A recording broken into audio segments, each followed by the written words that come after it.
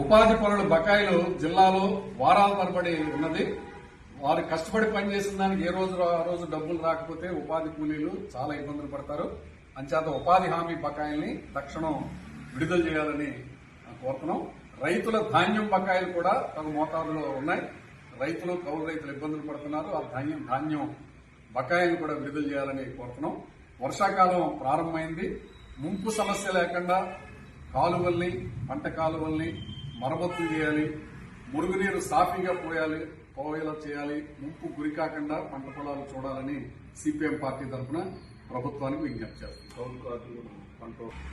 కౌలు రైతులకి గుర్తింపు కార్డులు ఇస్తాం, రుణాలు ఇస్తాం అని ప్రభుత్వం హామీ ఇచ్చింది. కానీ ఇంతవరకు కౌలు రైతుల గుర్తింపు ప్రక్రియ గాని, కార్డులు ఇచ్చే ప్రక్రియ గాని ప్రారంభించలేదు. యజమాని సంతకంతో నిమిత్తం లేకుండా కౌలు కార్డు ఇచ్చే చట్టాన్ని మార్చి తెస్తామని ఆ రోజున మంత్రి అచ్చెన్నాయుడు గారు అసెంబ్లీలో హామీ ఇచ్చారు. దాన్ని అమలు చేయాలని కోరుతున్నాం. అన్నదాత సుఖీభవ 20,000 రూపాయలు కూడా వాస్తవ సాగుదారులైనటువంటి రైతులకి, అలాగే వాస్తవ సాగుదారులైనటువంటి కౌలు రైతులకి వర్తింపు చేయాలని కోరుతున్నాం. తక్షణం కౌలు రైతులకి గుర్తింపు కార్డులు ఇచ్చి, రుణాలు ఇచ్చి కౌలు రైతుల్ని, వాస్తవ సాగుదారుల్ని ఆదుకోవాలని విజ్ఞప్తి చేస్తాం.